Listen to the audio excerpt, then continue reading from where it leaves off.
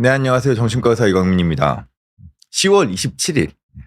벌써 10월 27일이에요. 벌써 한 해가 너무 빨리 가는 것 같지 않으세요? 10월 27일 월요일. 네, 아침 10시 1분 30초가 좀 지나고 있습니다. 정확하게 시작한 거죠. 지난주에 지각은, 잊어버리고, 저 정시에 또 함께하는, 이거, 저 항상 궁금한데 나중에 비욘디에다가 한번 여쭤보려고요. 이 비욘디에 라이브로 오시는 분들의 그 지각 퍼센티지 혹은 그 정기적으로 하시는 선생님들 중에서 지각의 횟수가 가장 높으신 분한테 뭐 그런 거 있잖아요. 연말 시상식 같은 거 있잖아요. 그런 거 할 때 정시를 지켜줘 상 같은 거. 그러면 아마 제가 받지 않을까요? 제가 받지 않을까요? 지각을 아마 가장 많이 하지 않았을까요? 하기사. 근데 그쵸. 또 매주 하니까 여러분 이해해 주시잖아요. 또 아침에 하는 거잖아요. 물론 아침 10시긴 하지만 하여튼 그렇습니다. 이제 날씨가 많이 싸늘해졌죠. 이제 겨울입니다. 이제 겨울이고 사실 오늘도 옷을 이렇게 입고 오면서도 이거 좀 추운 거 아닌가 하고 겉에 뭘 또 하나 입을까 했더니 또 그러면 또 너무 좀 갑갑하고 더울 것 같아서 네 일단 했는데 그래도 지금 뭐 한국 같은 경우에는 지금 뭐 유니님도 오시고 뭐 외국에 워낙 뭐 여러분들이 오시니까요. 한국의 지금 상황이 독감이 좀 돕니다 지금. 독감이 돌고 그 저희 집에도 독감이 걸려가지고 A형 독감이 걸려서 지금 골골골골거리고 있는데 아무래도 이 독감 예방접종을 좀 맞으신 분들은 그래 좀 수월하게 넘어가실 거고. 맞지 않았다 그러면 조금은 고생하실 수도 있고요. 물론 뭐 코로나만큼은 아닙니다만. 그리고 코로나도 살짝 지금 돌고 있다는 얘기가 있어서 근데 예전보다는 많이 약화됐죠. 바이러스의 강도 자체가 많이 약화돼서 뭐 예전만큼 저희들이 뭐 위험하게 생각해야 되는 건 아닙니다만 그래도 어쨌든 감기나 독감에 걸리면 그래도 일주일은 고생하잖아요. 일주일은 고생하니까 이럴 때 혹여나 좀 필요하신 경우에는 마스크나 개인위생 좀 신경 쓰시면 좋을 것 같다는 생각이 듭니다. 오늘은 그래도 뭔가 좀 여유롭게 뒷 배경도 뭔가 이렇게 커피 향이 나는 것 같은 그런 여유로운 배경을 가지고 좀 시작을 하고 있습니다. 그 10월 27일이라 그러니까 여러분들 이 즈음에 떠오르시는 게 있으신가요 혹시? 딱 요 시점? 10월 27일 제가 무슨 이야기를 하고 싶은 걸까요? 혹시? 네, 10월 31일 금요일 그러니까 10월 마지막 주 금요일이죠. 네, 할로윈이 지금 다가오고 있습니다. 네, 그래서 그러다 보니까 지금 JJJ 오리지널님께서 이태원 참사 이렇게 말씀하셨는데 3년 전에 있었던 이태원 참사에 대한 부분이 좀 다시 떠오르는 측면이 있고 그러다 보니까 올해 할로윈 때도 이제 경찰 병력이 그 안전을 위해서 대폭 이렇게 좀 조치를 취할 예정이라고 하죠. 근데 혹시 할로윈이 어디서 왔는지 생각해 보신 적 있으세요? 할로윈? 예. 할로윈이 어디서 온 걸까요? 예, 어찌됐건 귀신 코스프레 같은 것들을 하니까 뭐 호박에도 막 귀신 얼굴 같은 거 막 집어넣고 하니까 귀신과 관련된 무언가라고 생각을 하지만 정확하게는 이렇습니다. 11월 1일이 만성절이에요. 지금 무슨 얘기냐면 카톨릭에서 모든 성인들을 위한 축일. 예. 그러니까 어떻게 보면은 성자들이 뭐랄까요? 이 기운을 얻는 뭐 예를 들어서 영혼의 세계가 있다면 영혼의 세계에 성인들의 축제의 날인 거예요. 그날은 아무도 못 건드려. 잡기나 귀신들 따위는 차마 그때는 그냥 숨죽이고 있어야 돼. 왜냐면은 성자들이 다 그날은 다 이렇게 완전히 깨어나서는 이렇게 모든 에너지를 발산할 시기니까 잡기 따위는 뭐 감히 고개도 못 쳐드는 날인 거죠. 그래서 그 바로 전날인 10월 31일이 이 잡기들이 뭐랄까 처단이라고 표현하면 좀 그런데 숨 죽이기 전날이니 요 날이라도 우리가 조금 기운을 피자 같은 의미의 날이라 그래요. 그래서 할로윈이라는 어원도 할로우가 성자라 그러더라고요. 할로우가 성자고 그 전야제라는 게 이브닝인데 그 이브닝의 앞에만 따서 할로우 이븐, 할로우 이븐을 좀 빠르게 이야기하다 보니까 할로윈이 돼버린 거죠. 이게 뭐랑 또 비슷하냐 하면 크리스마스 이브예요. 우리가 크리스마스 이브 그 전날이라 그러잖아요. 그날도 어떻게 보면은 이제 예수님이 탄생하시는 날에 그 전날이니까 이브자를 붙여놓은 거겠죠. 그래서 어쨌든 우리가 뭐 지금은 상당히 상업적으로 바뀌어져 버렸죠. 할로윈이라는 게 상업적인 걸로 많이 바뀌어져서 무슨 그때는 마치 뭔가 분장을 하고 옛날에는 아이들을 위한 날 같았는데 옛날에는 아이들이 이렇게 조그마한 바구니 들고는 옆집이나 동네 주민들한테 가가지고는 뭐죠? 트릭 오어 트릿인가? 뭐 사탕을 주든지 아니면 내가 장난칠 거예요. 약간 이런 걸 하면서 사탕 잔뜩 받아가지고 오는 물론 우리나라 문화는 아닙니다만 그런 거였다면 지금은 뭔가 어른들의 약간 일탈의 날 비슷하게 바뀌어 있는 것 같습니다. 그래도 어쨌든 아마 이번 주 금요일이 될 것 같은데 혹여나 할로윈 축제에 참여를 생각하시고 계신 분들이라면 안전에 대한 건 꼭 기억을 하시고 잘 지켜주셨으면 하는 바람입니다. 그러면서 또 한편으로는 이태원 참사 때 공인이 되신 분들에 대한 그 애도도 필요할 거라는 생각이 드네요. 그래서 여러분들 좀 인사 좀 나누면서 시작을 한다면 주아80님께서 가장 먼저 인사를 주셨고요. 그리고 윤희님 인사 주시면서 아유 오늘은 너무 일찍 오셨어요. 그쵸? 제가 정시에 오면 일찍 오는 겁니다. 정시에 오면 일찍 오는 거죠. 지각대장상 지각대장상 좋습니다. 진짜 이런 거 하나 만들어 주시죠. 비욘디에서 뭐 어차피 뭐 선물은 필요 없지만 알람 시계 같은 거 하나 주면 좋겠네요. 주아80님께서는 부탄상 그런 뭐 약간 이런 부탄상은 제가 지금 떠오르는 게 막상 없는데 주아80님 혹시 부탄상이 어떤 걸 이야기하는지 한번 설명 좀 주시면 제가 같이 여러분들하고 나눌게요. 그리고 WTI7님께서는 날씨가 싸늘하네요. 그래도 파란 하늘에 아침 햇살이 눈부십니다 하면서 인사를 해주셨습니다.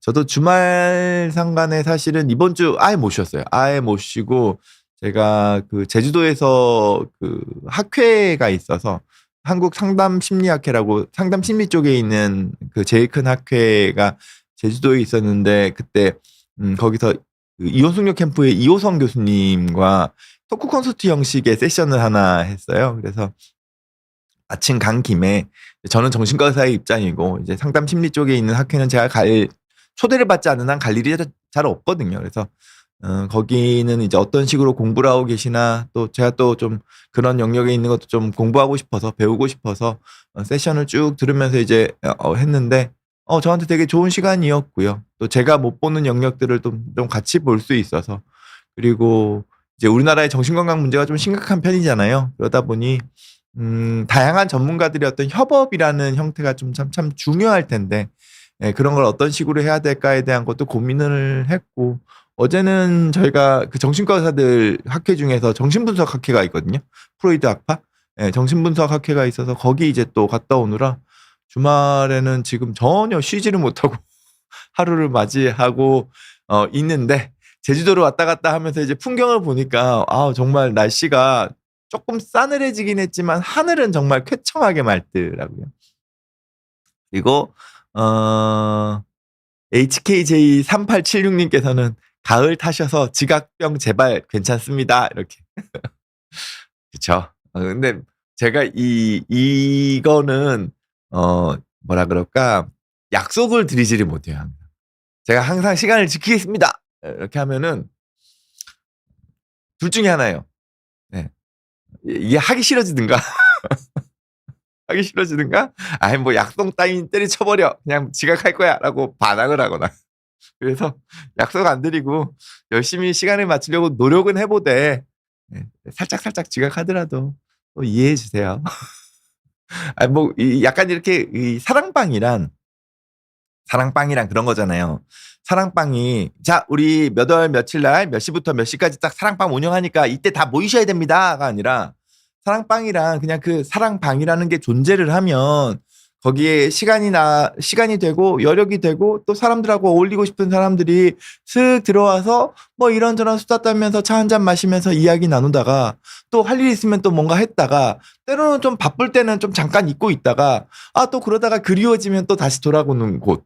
그런 게 사랑방이잖아요. 그러니까 무슨 우리가 무슨 세미나 하듯이 무슨 일을 하듯이 강박을 가지면서 사랑방을 운영할 필요는 없지 않을까. 예, 그러니까 자유롭고 편안하고 예, 또 여러분들도 그렇게 느끼셨으면 좋겠고 저도 물론 이제 사랑방의 어찌됐건 방장의 입장으로서 당연히 이제 일정 시간에 대한 부분을 지키려고 노력은 하지만 살짝 이렇게 좀 어긋날 수 있는 부분들은 너른 마음으로 이해해 주시면 감사하겠습니다. 그리고 네. HKJ387님께서는 오늘은 어떤 변명을 하실지 궁금하네요라고 하셨는데 제가 오늘 지각 안 했습니다. 그래서 변명을 안 해도 됩니다. 왜 일찍 왔냐에 대한 변명이 필요할까요? 이것도 있겠네요. 왜 일찍 왔냐에 대한 변명. 제가 말씀드렸잖아요. 주말 동안에 쉬지를 못했어요. 그러니까 제가 어젯밤에 일찍 잤을까요? 늦게 잤을까요? 일찍 잤죠. 너무 피곤하거든요. 그러니까 아침에 좀 더 일찍 일어났다? 약간 이런 것도 있을 것 같습니다. 이게 월요병이라는 게 있잖아요. 주말에 이렇게 쉬다 보면 이제 계속 쉬고 싶은 마음이 있고 나의 어떤 삶의 패턴이 쉬는 쪽에 맞춰져 있다 보니까 그 다음날 월요일 아침 됐을 때는 다시 일할 모드로 바꾸려면 시간이 걸리는 거죠. 뭔가 이렇게 그 발동되는 때까지 약간 그 마중물 같은 게 필요한 거예요. 그러다 보니까 딜레이 되는 거거든요. 예. 근데 지금 쉬지를 못하고 왔으니까 평상시대로 아침 시간에 맞춰서 이것도 변명은 변명이네요. 예.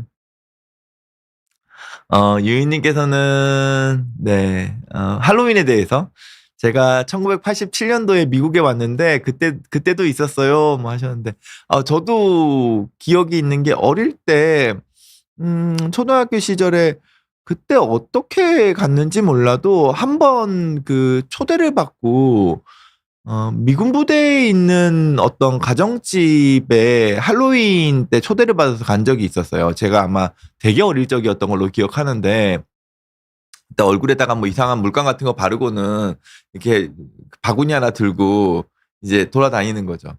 예, 그러면은 그때는 이제 사람들이 애들 주려고 어른들도 이렇게 뭔가 이렇게 마녀 복장이나 이런 거 입고는 예, 그 사탕 같은 것들을 준비해가지고 이렇게 쭉 주는 거를 한 번 경험해봤던 기억이 납니다. 그때 가져왔던 그 캔디나 초콜릿을 거의 1년 동안 먹었던 것 같아요. 그러니까 많이 받아왔다는 거죠. 근데 한편으로는 이런 거죠. 우리나라에서 그거 하라 그러면 할 수 있을까요? 예전 같으면 했겠죠. 예전 같으면은 했을 겁니다. 왜냐면 우리가 이웃에 대한 게 좀 더 강했으니까요. 이웃, 사촌 뭐 이런 개념이니까 그런 문화가 있다 그러면 뭐 와가지고는 쉽게 이렇게 예, 문 열어주고는 그냥 초콜릿 주고 막 이렇게 인사도 좀 나누고 이거에 약간 또 다른 변형이 우리나라에서 이제 오줌 싸고 나면은 이렇게 소금 받아오는 거려나요? 하여튼 그렇네. 그런 것도 연관성이 있으려나요? 문화적으로는. 예. 근데 지금 같으면은 힘들겠죠. 누가 문을 열어주겠어요. 예. 띵동하고 했을 때 아유 방해하지 말라고 지금 뭐 남의 집에 왜 이러는 거냐고 오히려 애한테 타박을 줄 가능성도 있겠죠. 근데 이제 미국은 이제 이런 문화가 좀 더 오래돼서 미국이 지금도 동네에서 이 아이들한테 사탕 주는 걸 하려나요? 그것도 궁금하긴 하네요. 예전에는 했어도 지금은 못하지 않을까요? 미국도 워낙 그 안전에 대한 서로서로의 어떤 약간의 그 불신이 예전보다는 좀 강화됐잖아요. 이게 약간 전 세계적인 현상 같아서요. 그래서 윤희님께서는 저는 그냥 쉽게 동네 한 바퀴 돌고 1년치 캔디 받아오는 날입니다. 이게 뭐 도시냐, 조금 외곽이냐 이런 것도 좀 영향이 있지 않을까 싶기도 하네요. WTI 세븐님께서는 옛날에는 일부 유학생들이 압구정동 인근에서 즐기던 파티고, 일부 대다수 사람들은 이상하게 여기거나 안 좋게 봤는데, 어느새 이렇게 퍼졌네요.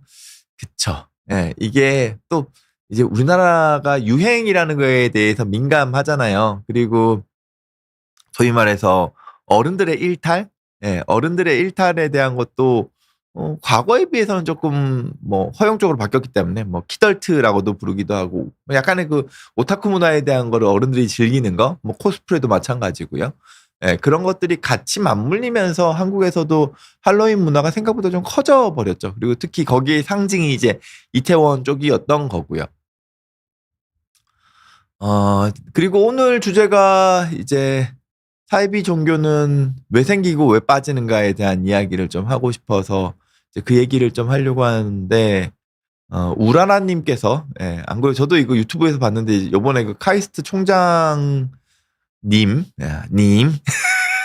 님자를 고민하면서 붙이게 되긴 하지만, 뭐 그렇다고 해가지고, 이걸, 근데 이거는 사회적으로 그래도 뭐, 비난, 손가락질은 받을 수 있다고 봐요. 예. 어쨌든 지금 JMS는 우리나라에서 준범죄 집단이잖아요. 예, 아무리 종교단체를 하더라도 이제 더 이상 우리나라에서는 JMS에 대한 시선을 곱게 볼 수는 없어요. 네. 그리고 엄연히 지금 유죄 판결이 나 있는 상황이고, 그리고 사실 제가 오늘 좀 말씀드리고 싶은 게 뭐 우리나라 사례를 좀 가져오면 또 너무 크리티컬 할까봐 제가 일본 사례를 가져오긴 했는데, 이 사이비 종교라는 영역이 사회적인 법규망에서 좀 벗어나려고 할 때 거기에 대한 어떤 처벌이나 견제를 사회적으로 강력하게 하지 않잖아요. 그러면 이 집단은 이게 허용되는 줄 알아요. 그러면서 자기네들이 가지고 있는 문제를 또 다른 범죄 형태로 덮으려 그래요. 그러면서 이제 그게 도가 지나쳐 버리는 거거든요. 예. 소위 말해서 완전 그냥 자기 멋대로가 돼 버려요. 예. 그 순간 이 집단의 위험성은 역사적으로도 너무 확연히 이미 입증됐어요. 과거에 뭐 우리나라 같은 경우에 백백교 같은, 예, 뭐 그 일제시대 때 그런데도 보면은 말도 못한 사회적인 문제를 암암리에 만들면서 마치 경찰보다, 그러니까 그 공권력보다 자기네들이 권력이 센 줄 알잖아요. 착각하는 거죠. 예, 그런 것처럼 종교단체 같은 경우에는 특히나 더 이 집단은 이 소위 말해서 그 한 방향만 보려고 하는 그 사고의 편향성이 강화돼 있고, 이게 조금만 더 넘어가 버리면 망상으로 넘어가 버리기 때문에, 예, 거기에 대해서는 사회적인 어떤 그 선을 넘었을 때 그 어떤 집단보다 견제나 소위 말해서 그 공권력의 개입이 반드시 들어가야 하는 영역이죠. 예, 근데 요번에 카이스트 총장이 아직 그 당선되신 분은 아니세요. 어찌됐건 간에. 근데 그렇게 제가 알고 있거든요. 지금 후보로 계신 분이 지금 좀 문제가 있으신 것 같더라고요. 예. 주아80님께서는 부탄상 이야기를 설명해 주시면서, 지금은 모르겠지만 과거에 부탄이 행복도가 가장 높은 나라였잖아요. 그래서 저는 부탄이 느긋하고 여유 있는 삶을 지향하는 나라라고 여겨져서 그런 여유가 선생님에게 보이다 보니 부탄상이라고 불러봤습니다.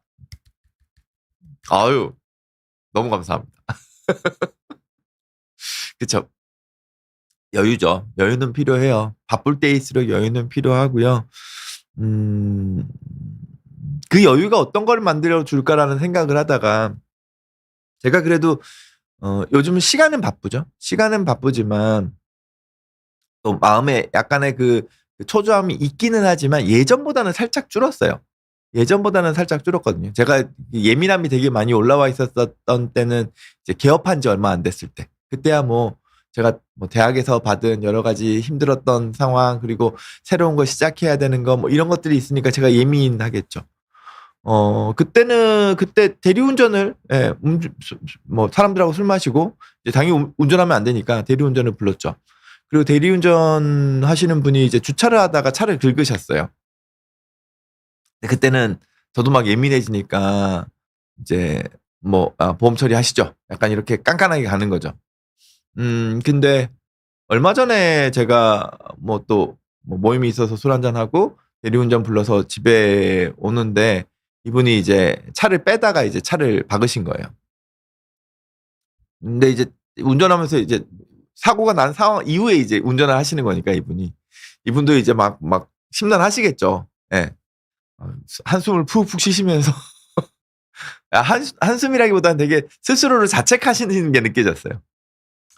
그래서 내려서 보니까 뭐 그렇게 많이 망가지거나 그러진 않았더라고요. 이렇게 살짝 이렇게 스크래치가 이제 그냥 그러니까 페인트가 살짝 벗겨진 정도? 그래서 아유 그냥 가시라고. 예. 그러니까 그 느긋함, 그 여유감이 나에 대한 가혹함도 좀 낮춰주지만 주변 사람들에 대한 그 가혹함도 좀 낮춰준 건 아닐까? 이런 생각도 좀 해보게 되는 거죠. 오영돈님께서도 저와 네 김준호 감독님, 최희선 PD님 이렇게 인사를 해주셨네요. 지난주 서울에서 건강검진과 외래 진료 있었던 사흘간의 병원 일정으로 지치고 힘든 몸 상태이지만 원장님과 감독님, PD님 만나는 이 시간 좋은 기운이 제 몸과 마음에 깃드는 것을 느낍니다. 이 정말 오영돈님께서는 본인의 말씀을 해주시는데 그 이야기가 주변 사람들 마음을 따뜻하게 해주시는 게 있으세요. 뭐 오늘의 주제 하기 전에 그래도 댓글에 있는 질문 답변 잠깐 드리고 간다면 옛날에 즐겼던 취미인 애니나 드라마, 영화 등에 도저히 몰입이 안 되고 재미가 없습니다. 다시 즐기고 싶은데 어떠한 방법이 있을까요? 이런 이야기 해주셨는데요. 일단 집중력이 떨어져 있는 겁니다. 내가 가지고 있는 집중력이 떨어져 있는 거예요. 내 집중력이 떨어져 있는 이유는 내 머리 안에 생각이 너무 많아서 그래요. 그러니까 새로운 정보나 새로운 스토리텔링이나 뭐 드라마나 애니메이션이나 영화나 이게 들어올 틈이 없는 거예요. 그럴 때는 생각을 최대한 흘러내시려고 해야 돼요. 던지시려고. 머리 안에 자꾸 생각이 떠오를 때, 그 생각, 나 이런 생각 하지 말아야지. 그만. 이런 생각 하지 말아요. 대부분 이런 생각은 현실적인 생각이거든요.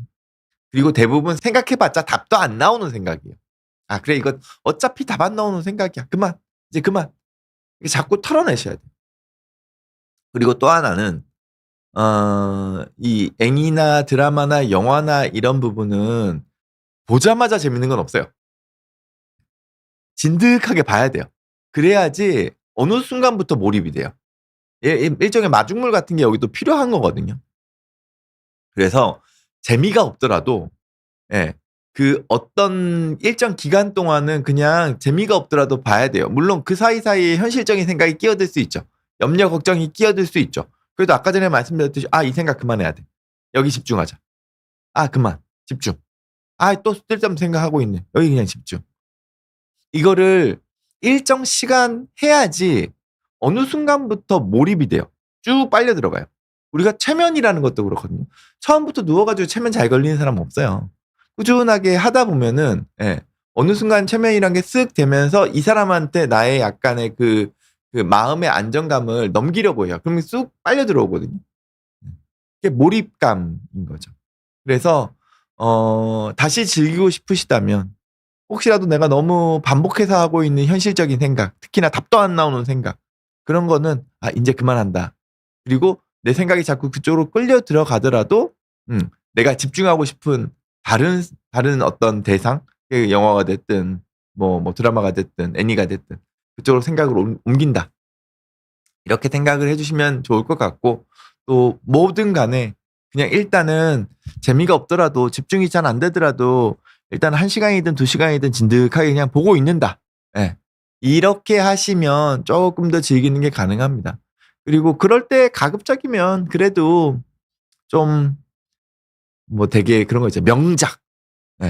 뭐 정말 뭐 스토리라인에 뭐 이런 것들이 무슨 각본상을 받을 정도로 뭐 어디에 노미네이션 돼서 상 받고 뭐 이런 거 말고 이럴 때는 그냥 가급적이면 스토리가 그냥 개판 5분 전인 거. 아, 요즘 뭐 드라마 하나 중에서, 우리나라 드라마 하나 중에서 스토리라인이 이렇게 막 계속 이리저리 튀는데 재미는 있다고 한 드라마를 제가 들어본 것 같은데, 여러분들 아세요, 그거? 네, 하나 있죠? 네.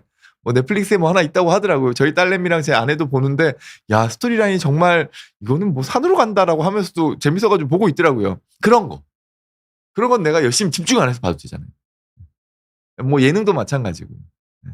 애니메이션 중에서도 그냥 아무 생각 없이 볼 수 있는 애니메이션들이 있거든요. 그럴 때는 예, 조금 그런데 몰입하는 게 좀 낫죠.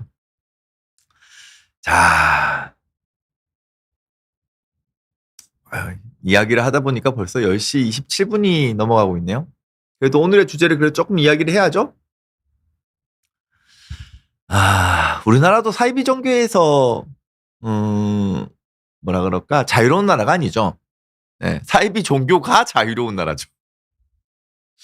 뭐 나는 신이다든, 네, 이번에 나는 생존자다든, 네, 사이비 종교와 관련된 여러 가지 프로그램들이 있고, 예전부터 사이비 종교에 대한 뭐 유구한 역사를 가진, 네, 그 중에서는 몇 개 사이비 종교는 준 종교화돼 있죠. 네, 준 종교화돼 있는 거 마저 있을 정도로. 왜 이렇게 사이비 종교가 많을까도 이것도 한번 고민해 볼 영역이기는 하네요. 사이비 종교 이야기를 하는 데 있어서 우리나라 사례를 가져오면 약간 또, 네, 혹시라도 이 비욘디에 와가지고 막 이렇게 막 점거하시고 이럴까봐 외국 사례를 좀 가져왔는데, 일본에서의 대표적인 사이비 종교. 여러분들 뭐 생각하세요? 네.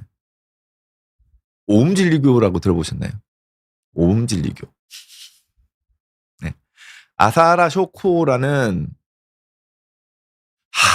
나 이거 얘기할까 말까.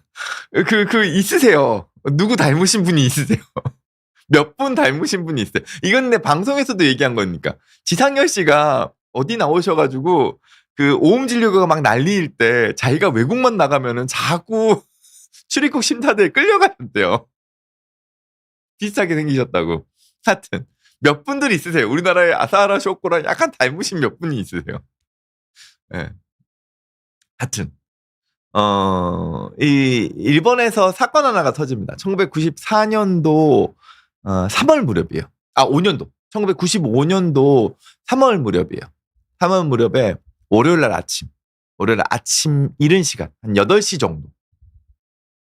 일본 동경에 난리가 납니다. 앰뷸런스가 막 오고, 소방차가 막 오고, 좀 있으니까 이 자위대가, 군인들이죠. 군인들이 그 방독면에 방호복 있죠. 그 군인들 입는, 그러니까 우리 코로나 때 입는 하얀색 말고 그 국방색 방호복을 입고 그 가스 마스크까지, 예, 방독면까지 다 찬 채로 이렇게 막 출동을 합니다. 그것도 한 곳이 아니라 도쿄의 한 주요 한 5군데 정도를. 사람들은 순간 뭐 전쟁 났어? 이런 생각이 들겠죠. 그리고 갑자기 사람들이 들것에 실려 나와요. 예, 막 심폐소생술을 하는 경우도 있고. 예, 그리고 막 그 길가에 사람들이 막 숨어 헐떡이면서 쓰러져 있습니다. 근데 사람들이 지하철역에서 와요. 도쿄 살인가스 테러였죠. 그리고 그 주범은, 예, 오음진리교라는 종교 단체였어요. 이 아침 월요일 날 시간이었고, 일본 같은 경우 우리나라도 그렇지만 옛날에 그랬지만 월요일 날 아침이면은 각 회사마다 조례를 좀 일찍 하죠. 아침 회의를 좀 일찍 하죠. 한 주의 시작이니까. 예. 그리고 이 사건이 있었던 그 지하철 그 부근이 5군데였어요. 예, 5군데인데 이게 어떤 방식이었냐면은 이 2명이 한 조를 이뤄가지고요. 예, 2인 1조로 한 사람은 이제 지하철역 앞에 차로 대기해 놓습니다. 도주를 하기 위해서. 그리고 한 명은 비닐봉다리 안에다가 그 살인가스 있죠. 살인이 아니라 살인가스라는 독일 그 생화학 무기입니다, 이거. 네. 신경 독성을 일으키는 그 대량 살상 무기거든요. 가난한 자의 핵무기라고도 볼 수 있는. 살인가스를 1리터씩 2팩을 묶어요. 그래서 그거를 비닐봉지 안에 넣고 지하철에 타자마자, 지하철이 열차가 딱 들어오면 문 열렸을 때 지하철에 타자마자 본인이 들고 있는 우산의 꼬챙이를 그러니까 날카롭게 갈아서 그걸로 푹 찌르고는 이거를 던져놓고 도망가는 거예요. 그리고 지하철 문은 자연스럽게 닫히겠죠. 그러면 이 터진, 이 구멍이 뚫린 살인가스가 이 포장되어 있는 팩에서 이제 액체화된 살인이 기화되면서 사람들이 하나둘씩 쓰러지는 거예요. 이게 신경독성이 눈부터 온다 그래요. 시야마비가 먼저 오는 거죠. 갑자기 눈이 안 보여요. 네, 원칙적으로는 무색무취거든요. 네. 무색무취인데 얘네들도 이걸 테러하는 사람들도 쫀 거죠. 이거 그냥 했다가는 자기도 다칠까봐. 그래서 뭐 다른 약물을 좀 섞어가지고 만드는 바람에 다행히도 독성이 살짝 줄었다 그래요. 그리고 무색무취인 게 아니라 약간 그 겨자 무슨 뭐 타는 듯한 냄새가 같이 나서 사람들이 이거를 금방 뭔가 이렇게 독극물이 지금 퍼져 있다는 걸 좀 느끼고 대피를 좀 할 수 있었다고 하더라고요. 근데 어쨌든 달리는 지하철하는 밀폐된 공간이잖아요. 거기에 이제 살인가스를 터뜨리고 도망가고 그리고 대기하고 있던 차를 타고 도주하는 거죠. 그리고 사람들은 그 안에서 쓰러지기 시작하고 그 다음 역에 왔을 때 차문이 열리면 차량 문이 열리면 이 안에 있던 그 살인 가스가 지하철 역으로 또 퍼지는 거예요. 사람들은 아수라장이 되죠. 그러던 와중에 일부 역에서는 그 살인가스 팩을 피해자분들이 도망치다가 발로 툭 건드리면서 지하철 그 승강장 쪽으로 튕겨나가요. 그러면 그 다음에 오는 열차 문이 열렸을 때 그쪽으로도 피해자들이 또 확산되는 식으로. 그래서 이 지하철 열차 5군데 안에 넣었다 그러고요. 피해 지역은 우리가 들으면 다 아는데요. 신주쿠, 록봉기, 아케하바라, 이케부쿠로, 그리고 한 군데 더 있었는데 우에노. 다 동경에서 들여보셨던 지역이죠. 동경 중심가예요. 거기서 이런 살인 테러가 일어납니다. 그리고 이 대부분의 지역이 관공서 지역이었어요. 얘기만 들었을 때 딱 동경 중심지잖아요. 그러니까 국회의사당부터 시작해가지고 정부청사 뭐 이런 데 있는 주변에 다 이 사건이 터진 거예요. 그것도 공무원들이 조례 때문에 일찍 출퇴근하는 시간을 노려서. 그래서 국가 전복을 시키려는 게 아니야. 국가 행정망을 마비시키려는 목적이 아니었느냐에 대한 이야기마저 있었던 거죠. 뭐 이 정도가 되면 이건 말도 안 되죠. 그래도 다행스럽게도 근데 다행스럽게도라고 표현하기에는 그래도 그 부상자가 너무 많아요. 14명이 사망을 하고 약 6,500명 정도가 부상을 당합니다. 네. 다행스럽게도 어찌됐건 자위대나 일부 그 당시 제약회사에서 이 살인가스에 대한 해독제를 좀 확보를 하고 있어서 그거를 대량 풀어주는 바람에 풀 수 있어서 그래도 조금은 피해자를 줄일 수 있었던 거죠. 혹자는 그때 당시에 만약에 이 순수 살인가스였다면 무색무취기 때문에 냄새도 안 나기 때문에 사람들이 그냥 이게 뭔지도 모르고 다 쓰러져 버리거든요. 그랬다 그러면은 피해자들은 훨씬 더 많았을 거라고 예상을 하죠. 이 살인가스가 청산가리 독성이 약 300배 정도가 된다 그래요. 그러니까 이게 완전 진짜 살인가스였다면 훨씬 더 심각했겠죠. 오죽하면은 빈자들의 핵무기라고 불리겠어요. 어쨌든 이렇게 말도 못하는 사건이 터졌는데 그 배후로 오음진리교가 바로 지목됩니다. 바로 지목돼요. 왜냐? 살인가스 테러가 처음이 아니었거든요. 2014년도에 요번에는 나가노 현에 있는 한 도시에서 살인가스 테러가 또 일어났습니다. 이때는 밤에 특수 개조한 트럭에다가 거기서 살포를 해요. 그 지역에. 근데 그 지역이 어느 지역이냐? 예, 법원 관사 근처. 이것도 뭔가 목적성이 있어 보이죠? 이때도 6명인가가 죽고 한 600명 정도가 부상을 입었다 그래요. 그리고 법원의 관사에서 터진 사건이기 때문에 판사나 법원 직원들이 다치거나 사망하게 되면서 법원이 마비돼요. 근데 이때는 오음 진리교가 용의선상에 있었는데 그 사건을 최초로 신고한 사람이 뭐 농약 관리를 할 수 있는 자격증도 가지고 있고 막 이런 사람이어서 이 사람이 용의자로 지목돼 버리면서 오음 진리교가 약간 피해갔거든요. 근데 이 사람 잡혔잖아요. 근데 유사한 사건이 지금 1년 있다 한 번 더 터졌죠. 그리고 이번에는 한 군데가 아니라 5군데죠. 그러니까 이거는 조직범죄다. 그러면 오음 진리교. 이렇게 된 거죠. 근데 뭐 이런 테러를 통해 가지고 얻을 수 있는 게 뭐라고 생각하세요? 왜 굳이 이 사이비 종교 단체가 이런 짓을 하면은 당연히 본인들이 처벌되고 뭐 조직이 와해될 걸 알 텐데 왜 이 정도까지의 테러를 할까요? 상황은 이래요. 이 시기에 이미 오음 진리교는 일반적인 사이비 종교의 범위를 넘어섰어요.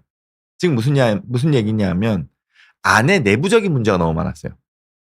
그러니까 즉 이제 뭐 그 안에서 뭐 예를 들어서 뭐 이 종교를 벗어나려고 하거나 뭐 탈교하거나 배교하거나 한 사람들 그리고 밖에서 이제 오음 진리교 내부에 있는 문제를 폭로하거나 하려고 하는 사람들을 입을 막아야 될 거 아니에요. 예. 오히려 그거를 내가 일정 부분 이제 그래 합법적인 범위 내에서 우리가 이제 할게 이게 아니라 사이비 종교의 특징은 그 불법적인 거를 끊임없이 해요. 그리고 그 불법적인 게 새어나가서 처벌받을 것 같으면은 불법적인 방식으로 막아요. 즉 그 사람을 납치해서 살해한다거나 예. 그리고 그 나가노현에서 살인가스 테러 일어났다 그랬잖아요. 예. 법원 근처에서. 그 이유는 그때 당시에 그 지역 주민들하고 오음 진리교 간에 법정 다툼이 있었어요. 그리고 오음 진리교를 사기죄로 고발한 거예요. 그러니까 이거는 재판이 진행돼 버리면은 오음 진리교가 무조건 이거는 타격을 입을 수밖에 없는 상황이었거든요. 그러니까 어떻게 해요? 일부 사람들이라 그러면 납치해 가지고 뭐 어떻게 하겠지만 이건 법정이잖아요. 그래? 그러면은 법정에서 판결이 진행되지 못하게 재판이 진행되지 못하게 법원을 그냥 테러해 버려. 이렇게 했던 거죠. 그리고 그게 실제로 먹히기도 했고요. 그리고 그때 당시에 오음 진리교가 용의선상에 오르지 않았던 거는 예전에 그 나는 신이다도 보면은 뭐 경찰이나 뭐 법원에 그 종교단체에 뭐 신자들이 막 섞여 있고 이 사람들이 막 일부러 봐주려고 그러고 막 이런 거 있었다고 언급이 있잖아요. 그런 것처럼 여기서도 그랬을 수 있죠. 그러면은 이제 사람이 기고만장해져요. 내가 뭐든지 다 할 수 있겠다. 그리고 그 상황 안에서 내부 갈등이 생기는 거예요. 왜냐면은 외부에서 공격하는 것들이 있고 그게 지금 우리에게 실질적인 위협이 된다고 생각하니까 이 당연히 오음 진리교 안에서도 세력이 좀 갈리죠. 안에서 다툼이 생기죠.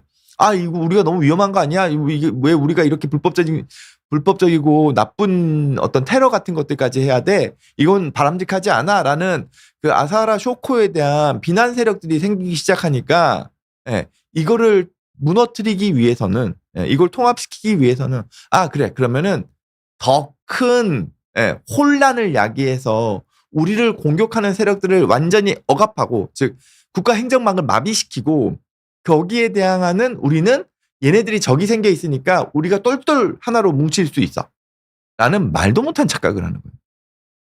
그래서 실제 도쿄 살인 테러의 목적은 국가 행정망의 마비였어요. 그리고 더 대단한 건 그 이후에 조사를 하면서 밝혀지죠. 더 대단한 건 이 테러가 일어난 게 3월이거든요. 그해 11월 달에는 이제 그 일본 국회죠. 의원들 그러니까 국회 개원식이 있는 날이에요. 그때는 헬기를 동원해서 동경 상공에서 살인가스를 뿌릴 계획까지 세우는 거죠. 이때 이미 이 오음진리교가 살인가스를 대량 생산할 수 있는 연구소 시설을 가지고 있었거든요. 그러니까 한 7개월에 걸쳐서 살인가스 잔뜩 모아놓은 다음에 헬기로 뿌린다는 거죠. 일단은 행정망 마비시켜서 일본 전체를 좀 혼란스럽게 만든 다음에 그 사이에 자기들은 좀 피해 있다가 11월 달에 대량 테러를 하면서 국회의원들이나 주요 어떻게 보면은 뭐 정부 인사들, 예. 그리고 그때 당시에 일본 동경에 한 1,500만 명 가량을 죽일 계획을 세웠다 그래요. 천황까지 죽이고. 그리고 예. 오음진리교의 국가를 만들겠다. 이름도 정해져 있어요. 진리국. 우리의 새로운 일본의 국명은 진리국이고 아사하라 쇼코 교주는 예, 신성 황제가 되고 미친 거죠. 그리고 난 다음에 제3차 세계대전을 약간 자극해서 일으킨 다음에 그 다음에 세계 정복 망상이죠.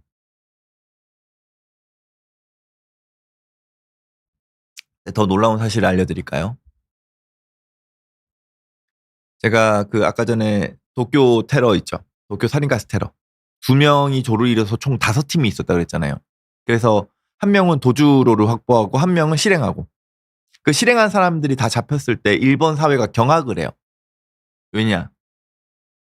그때 당시 일본 가장 초엘리트 집단들이었어요. 한 명은 K요대면 지금 연세대 같은 데죠. 네. K요대 의과대학 출신. 도쿄대 물리학과. 와세다대 물리학과. 그 밖에 동경에 있는 주요 대학의 응용물리학과나 전자공학과 출신들이 이 테러를 저지른 거예요. 즉 JMS 신도 중에서 학력이 상당히 높은 사람들이 상당수 있었다는 의미인 거죠. 시간이 되게 빨리 가네요. 이런 사이비 종교가 왜 생기느냐를 볼 때 이런 거예요. 일단 아사하라 쇼코라는 그 또라이, 이건 세계적인 또라이죠.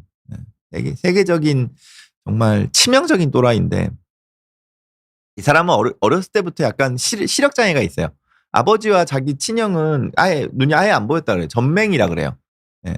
근데 이때 당시에 뭐가 있었냐면 이 아사하라 쇼코가 태어났을 때 그 일본의 수은 중독으로 인한 그 일본의 병이 생겨요.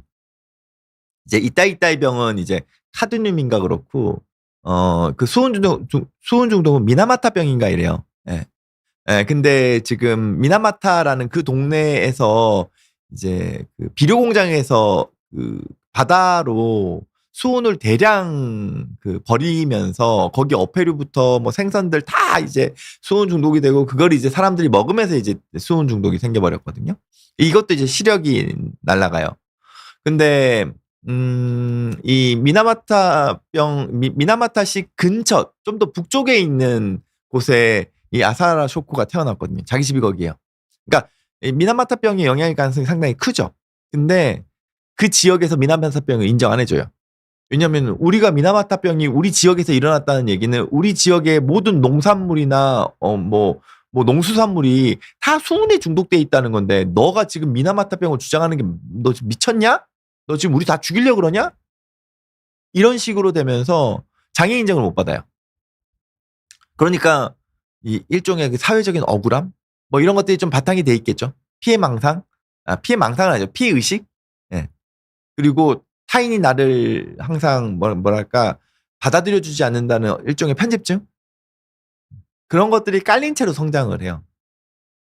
그리고 그 열등감이나 이런 부분들이 이 뭘로 튀냐 하면 그 사이비 지도자들 같은 경우에는 그 자기만의 전지전능감을 상상 속에서 회로를 돌리면서 거기서 일정 부분 그 자기 만족감을 얻으려고 그래요.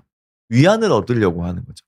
그러니까 자기 현실은 비참한데 자기의 판타지 세계 안에서는 자기는 마치 영웅처럼 돼 있는 걸로 본인 스스로를 위안을 삼으려고 해요. 그러다가 이제 사회적인 시도를 하는데 뭐 번번이 실패를 하죠. 실제 아사라 쇼코 같은 경우에도 뭐 그 의과대학에 좀 진학을 하고 싶었는데 시각장애가 있으면 이때는 의사가 안 되는 제도가 있었대요. 그래서 나 그러면 동경대 법대를 들어가서 정치인이 돼서 법을 바꿀 거야.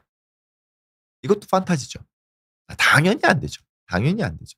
뭐 삼수, 사수를 하면 당연히 안 됩니다.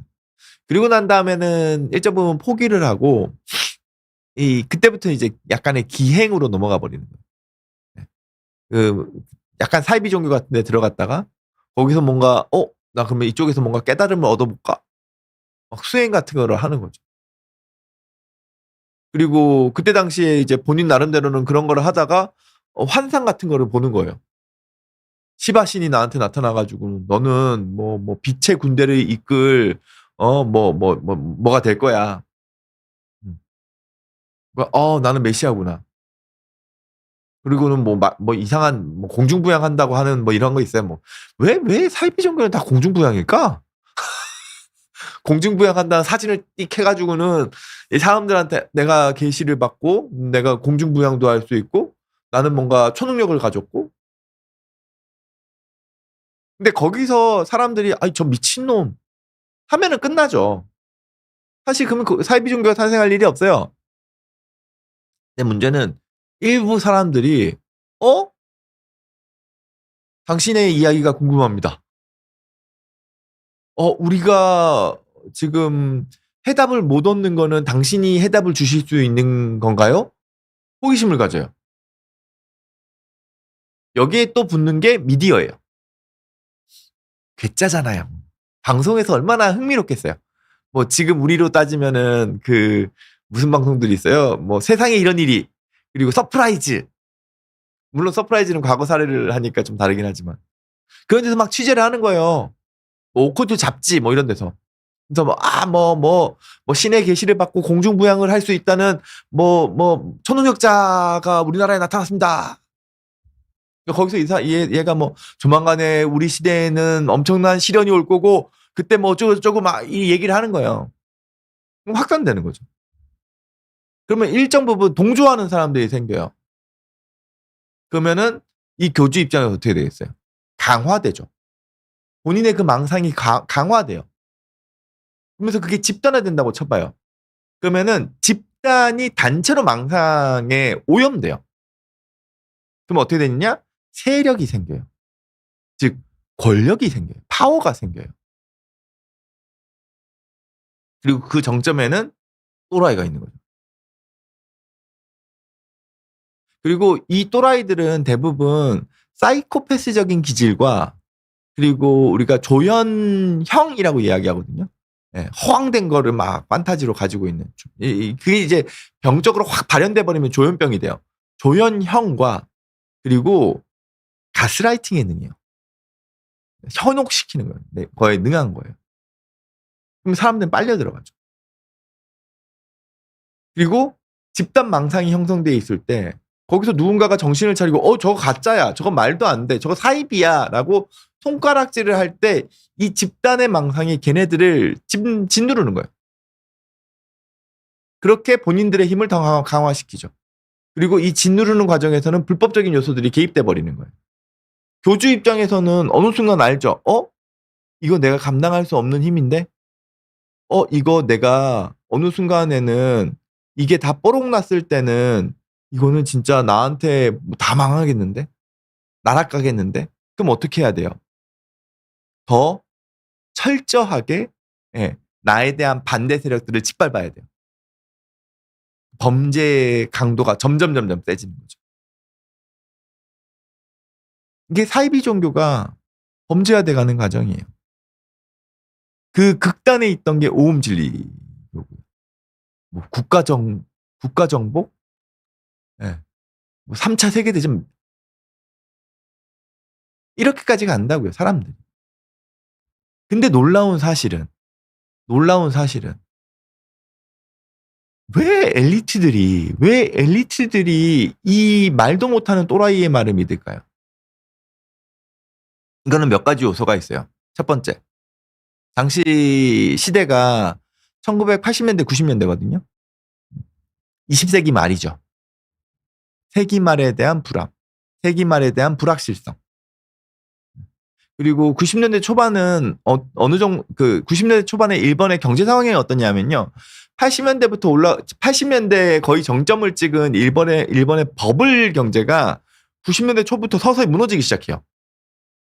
이때까지 일본 경제는 항상 그 성장 일변도였는데 갑자기 일본 경제가 조금씩 무너지기 시작하는 거예요.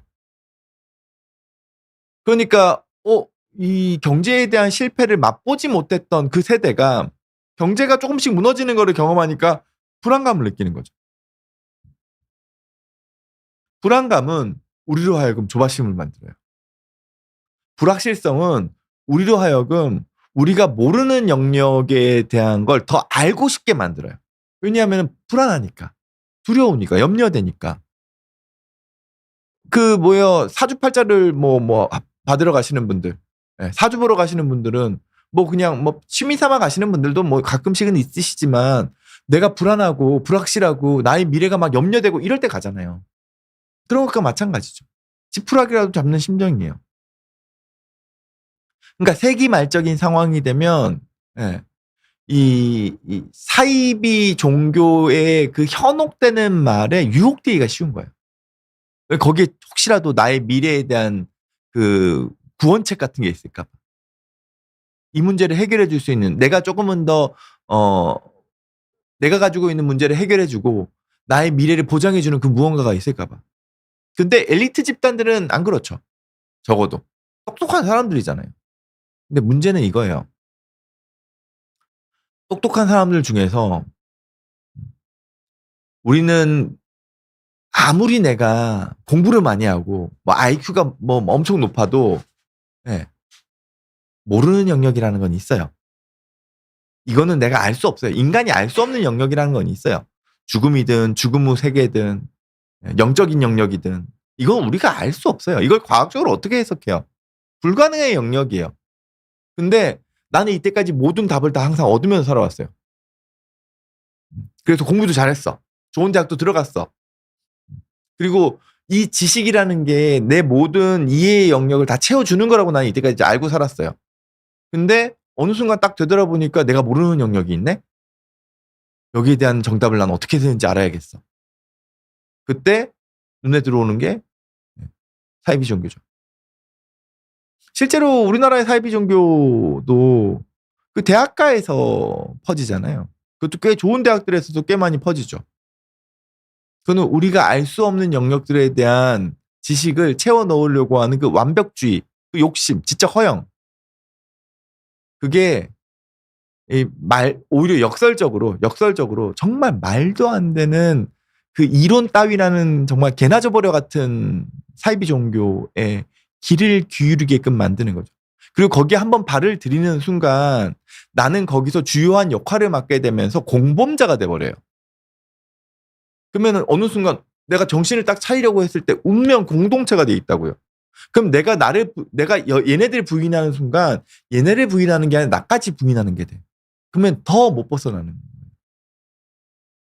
그리고 특히나 어린 시절부터 다양한 사회적인 영역, 인문학적인 영역, 그리고 어린 시절부터 뭔가 삶과 죽음에 대한 고민, 우리가 인간의 한계에 대한 거를 일정 부분 이렇게 그 정신적인 지혜로 혹은 문학적인 영역에서, 인문학적인 영역에서 내가 습득되면서 자라왔다면 당연히 그런데 귀 안 돌리죠.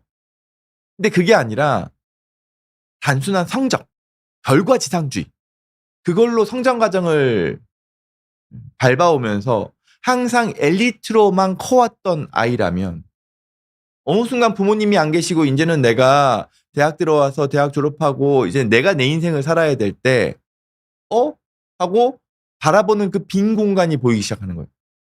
그리고 그거를 내가 이때까지 부모님에게 의지하면서 끌려왔듯이 종교에 의존하면서 끌려가려고 하는 거죠. 이게 사이비 종교가 생기는 이유고, 사이비 종교에 사람들이 빠지는 이유고, 거기다가 사회적으로 상당히 엘리트 집단이라고 할 수 있는 사람들이 사이비 집단에서 허우적대는 이유가 되는 거죠. 뭐 요번에 그 카이스트 총장 뭐 후보로 나오신 분은 이런 분은 아니었으면 하는 바람입니다. 전 구체적인 건 잘 모르겠어요. 잘 모르겠지만 뭐 어찌됐건 뭐 이런저런 이야기들이 나오긴 하던데 이 정도 수준까지는 아니셨으면 하는 바람입니다. 일리가 좀 있나요? 사이비 이야기를 이걸 제가 지금 너무 짧은 시간 안에 막 이야기하다 보니까 어느새 저 혼자 떠드는 상황이 또 돼버리긴 했는데 근데 배제크님 말씀해 주셨듯이 사이비도 그렇고 다단계도 일정 부분 약간 요거 유사한 형태들을 좀 띠고 있죠. 근데 사이비가 훨씬 더 이제 그 세뇌 정도가 강력하고 그 피해 정도가 막심하죠. 여튼 또 이야기를 하다 보니까 오늘 주제를 나눠서 할 걸. 하여튼 이런 생각들을 하게 돼요. 뭐 그래도 다음번에 좀 차분하게 여러분들하고 또 이야기를 이 사이비에 대한 여러분들의 이야기도 좀 듣고 싶고 이랬는데 하다 보니까 내가 너무 저 혼자서 떠들고 가네요. 네. 뭐 좀 시간 지난 다음에 사이비와 관련된 이야기는 뭐 혹은 사이비든 뭐 고등 종교든 혹은 뭐 그 샤머니즘이든 이런 거에 대한 이야기도 조금은 구분하면서 이야기 한번 해보도록 할게요. 안 그래도 종교랑 사이비의 차이가 뭔가요?라고 하는데 이거는 유사한 측면은 있죠. 유사한 측면 분명히 있어요. 예수가 죽었다가 살아났다는 게 말이 되냐고요. 저 기독교입니다. 저 기독교예요. 역설적으로 말씀드린 거예요. 근데 다만 종교라는 거, 우리가 소위 얘기하는 고등 종교라는 건 유구한 역사를 가지고 있어요. 이 안에서도 한때는 사이비 같은 모습들이 보였죠.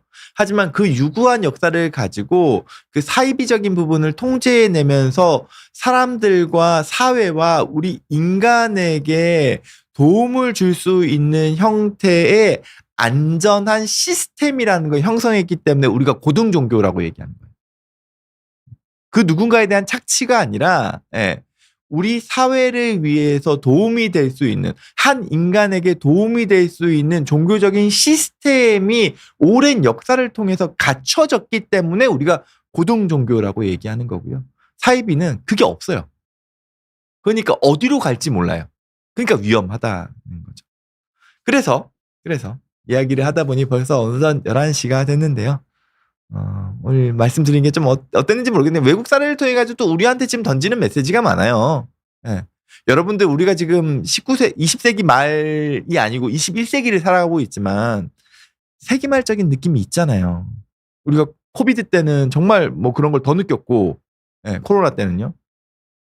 지금 세계에서 각국에서 전쟁 같은 것들이 있죠. 우크라이나, 러시아나, 팔레스타인, 이스라엘이나 그리고 지금 신냉전이라고 얘기하잖아요. 신냉전이라고 얘기하고 극단적인 보호무역, 미국이 예전 같지 않고 이런 것들이 사람들로 하여금 더 큰 불안과 불확실성을 자극하고 있죠. 마치 세기말적인 분위기를 만들어주고 있어요. 이럴 때일수록 우리가 정신을 똑바로 차릴 필요는 있다는 거죠. 우리가 불필요한 메시지에 혹은 너무 극단적인 이야기들에 현혹되지 않게끔 우리의 마음의 중심을 좀 잘 잡아야 된다는 생각을 하면서 저도 시간이 짧아서 너무 안타깝네요. 산토리니님. 그래서 여러분들하고 이렇게 조금 이야기를 좀 더 나누고 싶었는데 다음에 좀 더 여유 있게 제가 내용을 좀 준비해서 올게요. 그래서 한 주 시작 몸 건강 잘 관리하시면서 한 주 보내시고요.